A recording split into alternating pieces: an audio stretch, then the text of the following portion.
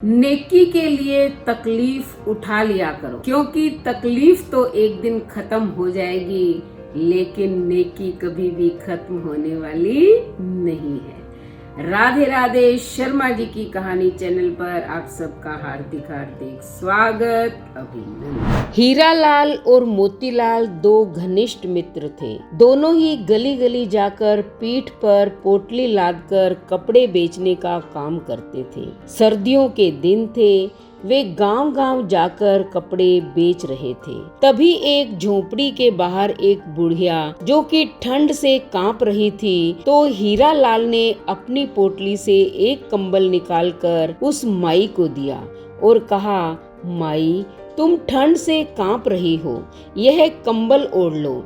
बूढ़ी माई कंबल लेकर बहुत खुश हुई और जल्दी जल्दी से उसने कंबल से अपने आप को ढक लिया और हीरालाल को खूब सारा आशीर्वाद दिया। तभी उसने हीरालाल को कहा, मेरे पास पैसे तो नहीं हैं, लेकिन रुको, मैं तुम्हें कुछ देती हूँ। वह अपनी झोपड़ी के अंदर गई। तभी उसके हाथ में एक बहुत ही सुंदर और छोटी सी ठाकुर जी की प्रतिमा थी। वह हीरालाल को देते हुए बोली, मेरे पास देने के लिए पैसे तो नहीं हैं, लेकिन ये ठाकुर जी हैं, इसको तुम अपनी दुकान पर लगाकर खूब सेवा करना, देखना तुम्हारी कितनी तरक्की होती है। यह मेरा आशीर्वाद है। मोतीलाल बुढ़िया के पास आकर बोला, अरे ओ माता जी, क्यों बहाने बना रही हो? अगर पैसे नहीं हैं तो कोई बात नहीं, लेकिन हमें झूठी तसल्ली मत दो। हमारे पास तो कोई दुकान नहीं है, हम इनको कहाँ लगाएंगे? इनको तुम अपने पास ही रखो।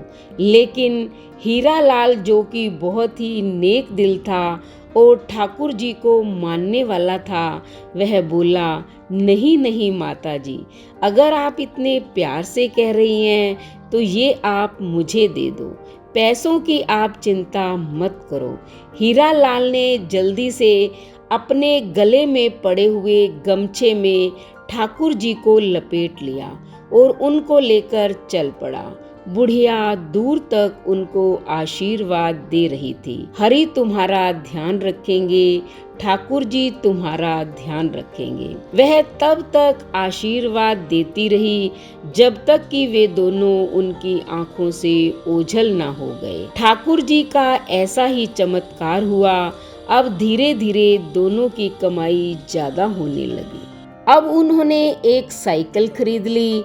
अब साइकिल पर ठाकुर जी को आगे टोकरी में रखकर और पीछे पोटली रखकर गांव गांव कपड़े बेचने लगे। अब फिर उनको और ज्यादा कमाई होने लगी, तो उन्होंने एक दुकान किराए पर ले ली और वहां पर ठाकुर जी को बहुत ही सुंदर आसन पर विराजमान करके दुकान का मुहूर्त किया। धीरे धीरे दुकान इतनी चल पड़ी कि अब हीरालाल और मोतीलाल के पास शहर में बहुत ही बड़ी बड़ी कपड़े की दुकानें और कपड़े की मिलें हो गई। एक दिन मोतीलाल ने हीरालाल को कहा कि देखो, आज हमारे पास सब कुछ है, यह हम दोनों की मेहनत का नतीजा है।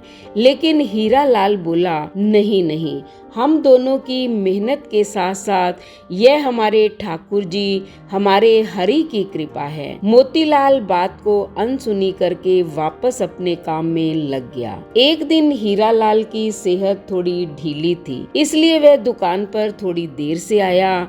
मोतीलाल बोला, अरे दोस्त, आज तुम देरी से आए हो, तुम्हारे बिना तो मेरा एक पल का गुजारा नहीं, तुम मेरा साथ कभी मत छोड़ना। हीरालाल हंसकर बोला, अरे मोतीलाल, चिंता क्यों करते हो, मैं नहीं आऊंगा तो हमारे ठाकुर जी तो है ना। यह कहकर हीरालाल अपने काम में लग गया। पहले दोनों का घर दुकान के पास ही होता था, लेकिन अब दोनों ने अपना घर दुकान से काफी दूर ले लिया। अब दोनों ही महल नुमा घर में रहने लगे। दोनों ने अपने बच्चों को खूब पढ़ाया लिखाया। हीरालाल के दो लड़के थे, दोनों की शादी हो गई थी और मोतीलाल के एक लड़का और एक लड़की थी। मोतीलाल ने अभी एक लड़के की शादी की थी थी, अभी उसने अपनी लड़की की शादी करनी थी। सेहत ढीली होने के कारण हीरालाल अब दुकान पर थोड़े विलंब से आने लगा था। एक दिन वह मोतीलाल से बोला, अब मेरी सेहत ठीक नहीं रहती, क्या मैं थोड़ी विलंब से आ सकता हूँ?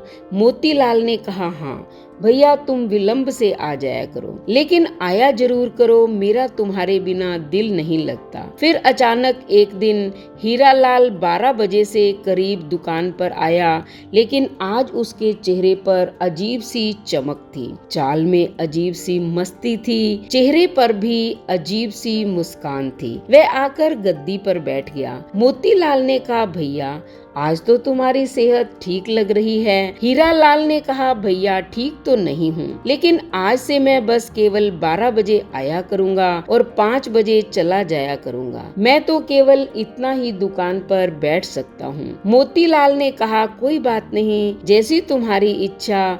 अब तो हीरालाल रोज 12 बजे आता और 5 बजे चला जाता, लेकिन उसकी शक्ल देखकर ऐसा नहीं लगता था कि वह बीमार हो। एक दिन मोतीलाल की बेटी की शादी तय हुई, तो वह शादी का निमंत्रण देने के लिए हीरालाल के घर गया। घर जाकर उसको उसके बेटा, बहू, हीरालाल की पत्नी सब नजर आ रहे थे, लेकिन हीरालाल नजर नहीं आ रहा था।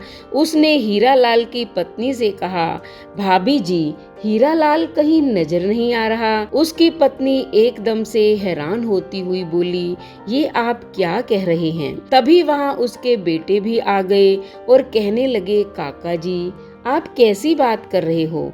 हमारे साथ कैसा मजाक कर रहे हो? मोतीलाल बोला कि मैंने ऐसा क्या पूछ लिया, मैं तो अपने दोस्त के बारे में ही तो पूछ रहा हूँ। मोतीलाल उसके कमरे में चला गया, लेकिन हीरालाल उसको वहाँ भी नजर नहीं आया। तभी अचानक उसकी नजर उसके कमरे में हीरालाल की तस्वीर पर पड़ी। वह एकदम से हैरान होकर हीरालाल की पत्नी की तरफ देखता हुआ बोला, अरे भाभी जी, ये क्या आपने हीरालाल की तस्वीर पर हार क्यों चढ़ाया हुआ है? हीरालाल की पत्नी आंखों में आंसू भरकर बोली, मुझे आपसे ऐसी उम्मीद नहीं थी भैया, आप ऐसा मजाक करेंगे? मोतीलाल को कुछ समझ में नहीं आ रहा था। तभी हीरालाल का बेटा बोला, क्या आपको नहीं पता, पिताजी को गुजरे तो 6 महीने हो चुके हैं। मोतीलाल को तो ऐसा लगा जैसे उसके सिर पर बिजली गिर पड़ी हो। वह एकदम से थोड़ा लड़खड़ाता हुआ पीछे की तरफ हटा और बोला, ऐसा कैसे हो सकता है? वह तो हर रोज दुकान पर आते हैं, बीमार होने के कारण थोड़ा विलंब से आता है।